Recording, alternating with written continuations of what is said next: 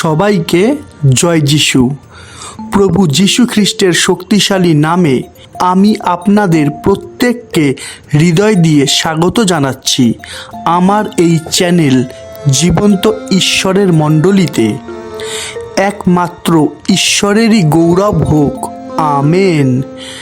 যারা নতুন প্রথম আজ আমার ভিডিও দেখছেন তাদের জন্য বলে রাখি, একটু সময় বের করে প্রথম পর্ব থেকে পর ভিডিওগুলো দেখার চেষ্টা করুন, কেননা এখানে তাবিজ, কবজ, মাদুলি ও পাথরের ব্যাপার নেই, কিন্তু এখানে আছে জীবন্ত ঈশ্বরের কার্যকারী বাক্য, যা গ্রাহ্য ও বিশ্বাস করার দরুন আপনার জীবনের সমস্ত সমস্যার অবশ্যই সমাধান হবে, কেননা একমাত্র ঈশ্বরই পারে সমস্ত সমস্যার সমাধান করতে। হালেলুয়া। তাই তো সেই জীবন্ত ঈশ্বরের পরামর্শ শুনুন, তার শাসন গ্রাহ্য করুন, কেননা সেই সর্বশক্তিমান ঈশ্বর এই বাইবেলের দ্বারাই মানব জাতির সঙ্গে কথা বলে থাকেন। আর সেই শিক্ষাই আমি আমার এই চ্যানেলের দ্বারা দিয়ে থাকি। তাই এই সময় গ্রাহ্য করুন যা ঈশ্বর আপনাকে করে দিয়েছেন। হালেলুয়া। আশা করি এতদূর পরিষ্কার। তাহলে আসুন আজকের অনুষ্ঠানে প্রবেশ করার আগে আমরা একটা প্রার্থনা করে নিই। সর্বশক্তিমান পিতা ঈশ্বর, তোমায় ধন্যবাদ দিই, কেননা প্রতিদিনই তুমি আমাদের এই সুন্দর সময় ও সুযোগ করে দিয়েছ তোমার পবিত্র জীবন্ত বাক্য শোনার, যার দ্বারা আমরা সত্যের পথে চলার পরামর্শ পাচ্ছি। তাই তো তোমায় ধন্যবাদ প্রভু গো। আমি প্রার্থনা করি তাদেরই জন্যে যারা এই মুহূর্তে এই চ্যানেলের মাধ্যমে তোমার বাক্য সকল শুনবে। তুমি তাদের হৃদয়গুলো খুলে দাও, যেন তারা তোমার একটা বাক্যের নিগূঢ় তত্ত্ব বুঝতে ও গ্রাহ্য করতে পারে। তুমি সাহায্য করো প্রভু, কেননা আমরা জানি যে তুমি ভিন্ন আমরা কিছুই করতে পারবো না। তাই তুমি দয়া করো প্রভু। এই প্রার্থনা আমি খ্রিস্ট যিশুর নামে চাইলাম, আমেন। আজকের বিষয়, যিশু ভিড়ের মধ্যে দিয়ে হেঁটে যান। আমি আবারও বলছি, আজকের বিষয়, যিশু ভিড়ের মধ্যে দিয়ে হেঁটে যান। আজকের বিষয়টা প্রভু যিশুর একটা অলৌকিক কাজ, কিন্তু অনেকেই বলতে পারেন যে প্রভু যিশু ভিড়ের মধ্যে দিয়ে হেঁটে যান, এখানে আবার অলৌকিক কোথায়? কেননা আমরাও তো ভিড়ের মধ্যে দিয়ে হেঁটে থাকি, তাই না? দেখুন, আমরাও ভিড়ের মধ্যে দিয়ে হেঁটে থাকি, কথাটা অবশ্যই ঠিক, কিন্তু আমাদের বুঝতে হবে যে প্রভু যিশু কোন পরিস্থিতির মধ্যে ভিড়ের মধ্যে দিয়ে হেঁটে চলে গেছিলেন। তাই বিষয়টা খুবই গুরুত্বপূর্ণ হতে চলেছে।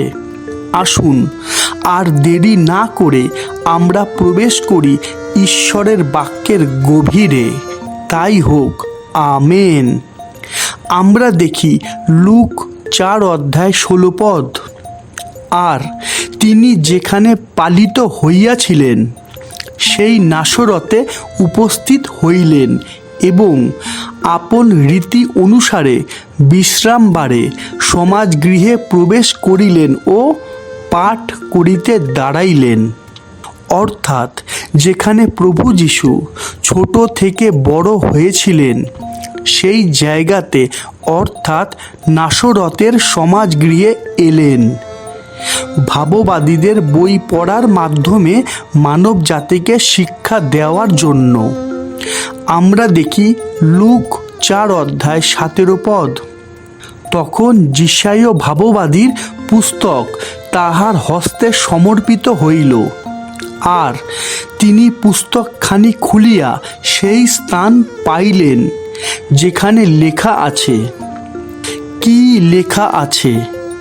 প্রভু যিশুর হাতে যে বইটা দেওয়া হয়েছিল সেই বইটা ছিল যিশাইয় ভাববাদীর, যা আমরা দেখতে পাই লুক 4:18-19 পদে, যা আছে পুরাতন নিয়মের যিশাইয় ভাববাদীর পুস্তকের 61 অধ্যায়ের 1-2 পদে। তারপর কি হলো? আমরা দেখি লুক 4:20-21 পদ। পরে তিনি পুস্তকখানি বন্ধ করিয়া ভৃত্যের হস্তে দিয়া বসিলেন। তাহাতে সমাজগৃহে সকলের চক্ষু তাহার প্রতি স্থির হইয়া রহিল। আর তিনি তাহাদিগকে বলিতে লাগিলেন, অদ্যই এই শাস্ত্রীয় বচন তোমাদের কর্ণগোচরে পূর্ণ হইল। অর্থাৎ যিশাইয় ভাববাদীর বই থেকে শিক্ষা দেওয়ার পর প্রভু যিশু সেই বইটা সেখানকার একজন কর্মচারীকে দিয়ে বসে গেলেন। তখন সেখানে থাকা প্রত্যেকটা মানুষ তাকে দেখছিল, কেননা প্রত্যেকেই অবাক হয়ে গেছিল তার শিক্ষাতে। তাই তো সেই মুহূর্তেই প্রভু যিশু বলে উঠলেন যে, আমি যে বাক্যটা তোমাদের পড়ে শোনালাম সেই বাক্যটা আজ পূর্ণ হলো। কেননা আমি তিনি যাকে পিতা তোমাদের কাছে পাঠিয়েছেন। আর প্রত্যেকটা মানুষই তার শিক্ষাতে অবাক ও আশ্চর্য হয়ে গেছিল। তাই তো তারা বলা বলি করেছিল যে, এ তো সেই যোসেফের ছেলে, তাই না? তাদের মনের কথা বুঝতে পেরে প্রভু যিশু বলেছিলেন যে, এইবার তোমরা বলবে যে, কফরনাহুমে তুমি যে আশ্চর্য কাজ করেছিলে, যা আমরা শুনেছি, সেই অলৌকিক তুমি এখানেও করে দেখাও। কিন্তু আমি তোমাদের সত্যি বলছি যে, নিজের দেশে নিজের জায়গায় কোনো ভাববাদী গ্রাহ্য হয় না। অর্থাৎ এক কথায়, মানুষ দাঁত থাকতে দাঁতের মর্ম বোঝে না। আর এটাই সত্যি, যা আমরা লুক 4:22 পদ থেকে 24 পদে দেখতে পাই। তারপর প্রভু যিশু সেইখানকার মানুষদের সত্য শিক্ষা দেওয়ার জন্যই বলে উঠেছিলেন যে, সব কিছুর একটা সময় আছে। সব কিছুর মধ্যে ঈশ্বরের একটা ইচ্ছা ও পরিকল্পনা আছে। তাই তোমাদের কথায় সব কিছু হবে না। তাই তো তিনি পুরাতন নিয়ম থেকে এলীয় ভাববাদী ও ইলিশায় ভাববাদীর করা অলৌকিক কার্যের মাধ্যমে সেইখানের মানুষদের বোঝাচ্ছিলেন যে, ঈশ্বরের ইচ্ছা ও পরিকল্পনার বাইরে কোনো অলৌকিক কার্য হয় না, যা আমরা দেখতে পাই লুক 4:25-27 পদে। কিন্তু তারপরে কি হলো? যা হওয়ার ঠিক তাই হলো, অর্থাৎ সত্যের প্রতিরোধ। হ্যাঁ, সত্যের প্রতিরোধ, যা আগেও ছিল, আজও আছে আর ভবিষ্যতেও থাকবে। তাই তো সেইখানকার মানুষেরা প্রভুর কথা বিশ্বাস ও গ্রাহ্য করল না। উল্টে তারা মারাত্মকভাবে রেগে গেল। যেমন লেখা আছে, আমরা দেখি লুক 4:28 পদ। এই কথা শুনিয়া সমাজগৃহে উপস্থিত লোকেরা সকলে ক্রোধে পূর্ণ হইল। কি বোঝা যাচ্ছে তো? প্রভু যিশুর মুখ থেকে বলা সত্য শিক্ষা তারা বুঝতে পারল না। তাই তো সেইখানকার মানুষেরা প্রভু যিশুর উপরে রেগে গেল, যেমনটা ঠিক আজও হয়ে থাকে। কেননা লেখাই আছে, আমরা দেখি যোহন 15:20 পদ, আমি তোমাদিগকে যাহা বলিয়াছি আমার সেই বাক্য স্মরণে রাখিও, দাস আপন প্রভু হইতে বড় নয়। লোকে যখন আমাকে তাড়না করিয়াছে, তখন তোমাদিগকেও তাড়না করিবে। তাহারা যদি আমার বাক্য পালন করিত, তোমাদেরও বাক্য পালন করিত। আর তাই তো আজও বেশিরভাগ মানুষই সেই সব সেবকদের উপরে রেগে যায় যারা মানুষকে খুশি করার জন্য প্রচার করে না, কিন্তু তাদের প্রচারে থাকে ঈশ্বরের আজ্ঞা, ঈশ্বরের শাসন ও ঈশ্বরের পরামর্শ। তাই তো এই ধরনের মণ্ডলীর মধ্যে সদস্যদের সংখ্যা থাকে খুবই কম। হালেলুয়া! কেননা আজ তাই চলছে। যেমন লেখা আছে, আমরা দেখি রোমীয় 3:23, কেননা সকলেই পাপ করিয়াছে এবং ঈশ্বরের গৌরববিহীন হইয়াছে। আমরা দেখি যোহন 3:19, আর সেই বিচার এই যে জগতে জ্যোতি আসিয়াছে এবং মনুষ্যেরা জ্যোতি হইতে অন্ধকার অধিক ভালোবাসিল, কেননা তাহাদের কর্ম সকল মন্দ ছিল। আমরা দেখি মথি 7:13-14, সংকীর্ণ দ্বার দিয়া প্রবেশ করো, কেননা সর্বনাশে যাইবার দ্বার প্রশস্ত ও পথ পরিসর, এবং অনেকেই তাহা দিয়া প্রবেশ করে, কেননা জীবনে যাইবার দ্বার সংকীর্ণ ও পথ দুর্গম, এবং অল্প লোকেই তাহা পায়। অর্থাৎ বেশিরভাগ মানুষই সব সময়ই সত্য শিক্ষার বিরুদ্ধে যায়, কেননা তাদের মধ্যে পাপ স্বভাব আছে। হ্যাঁ, কেননা তাদের মধ্যে পাপ স্বভাব আছে, তাই তো তারা সত্য শুনতে চায় না। তারা নিজেদের ইচ্ছাকে বেশি গুরুত্ব দেয়। তাই তো আধ্যাত্মিকভাবে অন্ধ হওয়ার দরুন তারা পাপের সহজ পথ বেছে নেয়। আজও প্রচুর মানুষই সত্য জানে, কিন্তু তারা সত্য মানতে চায় না, কারণ সত্য তাদের ভুলগুলো দেখিয়ে দেয়, যা তারা কখনোই মানতে চায় না। আশা করি এতদূর পরিষ্কার। এইবারে ফিরে আসা যাক আজকের শিক্ষাতে। আমরা লুক 4:28 দেখলাম যে নাসরতের সেই সমাজগৃহে থাকা প্রত্যেকটা মানুষই প্রভু যিশুর উপর রেগে গেল, তাই না? তারপর কি হলো? আমরা দেখি লুক 4:29, আর তাহারা উঠিয়া তাহাকে নগরের বাহিরে ঠেলিয়া লইয়া চলিল, এবং যে পর্বতে তাহাদের নগর নির্মিত হইয়াছিল তাহার অগ্রভাগ পর্যন্ত লইয়া গেল, যেন তাহাকে নিচে ফেলিয়া দিতে পারে। কি ভয়ঙ্কর বিষয়, তাই না? কেননা লেখা আছে যে সেই মানুষগুলো প্রভু যিশুকে ঠেলতে ঠেলতে নগরের বাইরে নিয়ে গেল। সেখানে একটা উঁচু পাহাড় ছিল। তারা প্রভু যিশুকে পাহাড়ের একদম শেষ প্রান্তে নিয়ে গেছিল। তাদের উদ্দেশ্য ছিল প্রভু যিশুকে সেই পাহাড় থেকে ঠেলে ফেলে দেওয়া। যেমন লেখা আছে যে যেন তাহাকে নিচে ফেলিয়া দিতে পারে। তারপরে কি হলো? আমরা দেখি লুক 4:30, কিন্তু তিনি তাহাদের মধ্য দিয়া হাঁটিয়া চলিয়া গেলেন। কি লেখা আছে? মন্দ মানুষেরা মন্দ পরিকল্পনা করল ঠিকই, কিন্তু তাদের সংকল্প পূর্ণ হলো না, তাই না?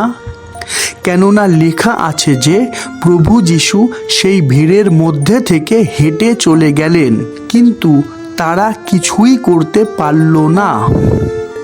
একটু ভাবুন, চোখটা বন্ধ করে ঠান্ডা মাথায় একটু ভাবুন।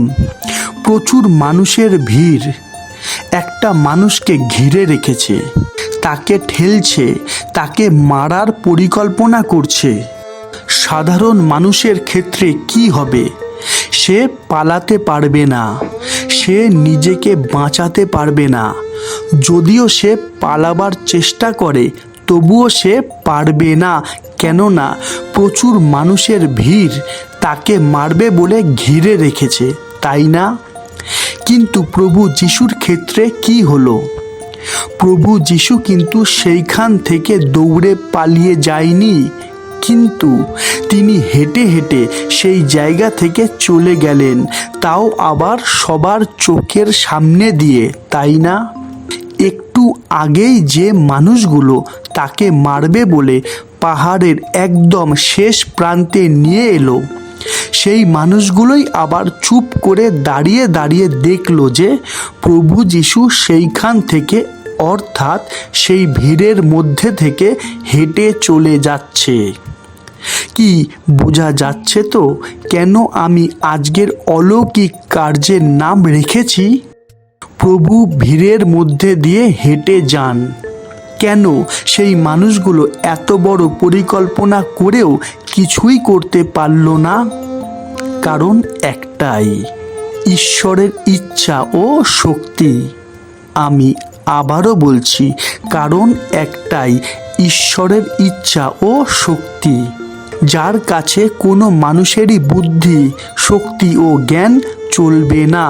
কেননা ঈশ্বরের পরিকল্পনা অনুযায়ী প্রভু যিশুকে মানব জাতির পাপের জন্যই ক্রুশে মৃত্যুবরণ করতে হবে। তাই তো কোনো মানুষই তাকে অন্যভাবে মারতে পারবে না। আমরা দেখি প্রেরিত 2:23-24 পদ। সেই ব্যক্তি ঈশ্বরের নিরূপিত মন্ত্রণা ও পূর্ব জ্ঞান অনুসারে সমর্পিত হইলে তোমরা তাহাকে অধর্মিকদের হস্ত দ্বারা ক্রুশে দিয়া বধ করিয়াছিলে। ঈশ্বর মৃত্যু যন্ত্রণা মুক্ত করিয়া তাহাকে উঠাইয়াছেন, কেননা তাহাকে ধরিয়া রাখিতে মৃত্যুর সাধ্য ছিল না। অর্থাৎ সমস্ত কিছুর মধ্যেই আছে ঈশ্বরের পরিকল্পনা, যা পাল্টানোর ক্ষমতা কোনো মানুষেরই নেই। তাই তো শুনতে অবাক লাগলেও যে প্রভু যিশু ভিড়ের মধ্যে দিয়ে হেঁটে যান, এইটা ছিল একটা অলৌকিক কার্য। কেননা সেই মন্দ মানুষদের চিন্তাধারা মন্দ থাকলেও তারা তা করতে পারল না। তারা প্রভু যিশুকে পাহাড় থেকে ঠেলে ফেলার চিন্তা করলেও তাদের হাত কোনো কার্য করতে পারল না।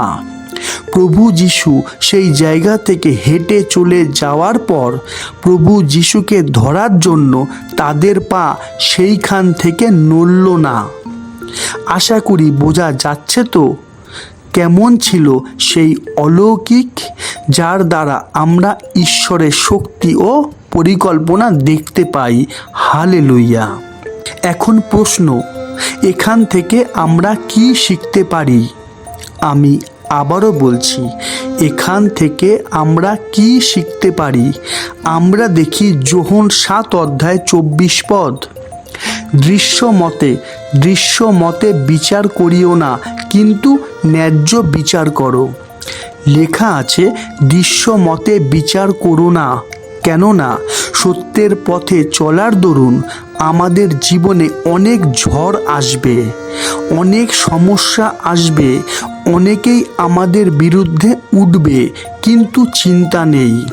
হ্যাঁ, ঠিকই শুনেছেন যে চিন্তা নেই, কেননা আমাদের জীবনে ঈশ্বরের একটা পরিকল্পনা আছে, যা মঙ্গলের, অমঙ্গলের নয়।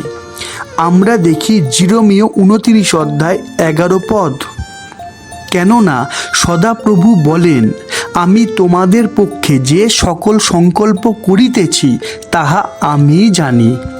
সে সকল মঙ্গলের সংকল্প, অমঙ্গলের নয়, তোমাদিগকে শেষ ফল ও আশা সিদ্ধি দিবার সংকল্প। তাই ভয় পাবার দরকার নেই। হ্যাঁ, মারাত্মক ভয়ানক পরিস্থিতির মধ্যেও ভয় পাওয়ার দরকার নেই, কেননা লেখা আছে। আমরা দেখি গীতসংহিতা 91:14 পদ। সে আমাতে আসক্ত, তজ্জন্য আমি তাহাকে বাঁচাইব, আমি তাহাকে উচ্চে স্থাপন করিব, কারণ সে আমার নাম জ্ঞাত হইয়াছে। হালেলুইয়া। তাই তো আমি বারবারই বলে থাকি যে ঈশ্বরের একটা বাক্যকে আমাদের বুঝতে হবে, বিশ্বাস করতে হবে, গ্রাহ্য করতে হবে ও ধৈর্য সহকারে পরিস্থিতি অনুযায়ী তা পালন করতে হবে। হালেলুইয়া। আশা করি আজকের বিষয়, যিশু ভিড়ের মধ্যে দিয়ে হেঁটে যান, এই অলৌকিক কার্য থেকে আমরা অনেক কিছুই শিখতে ও জানতে পারলাম, তাই না? ঈশ্বর প্রত্যেককে পরিবর্তন করুন ও চেতনা প্রদান করুন। আমেন। তোমরা যত লোক খ্রিস্টে আছো, তোমাদের সকলের প্রতি শান্তি বর্তুক। আমেন। আজ এতটাই। আবার দেখা হবে ঈশ্বরের জীবন্ত বাণীর নতুন কোনো শিক্ষা নিয়ে। ততক্ষণ সবাইকে জয় যিশু, জয় যিশু, জয় যিশু।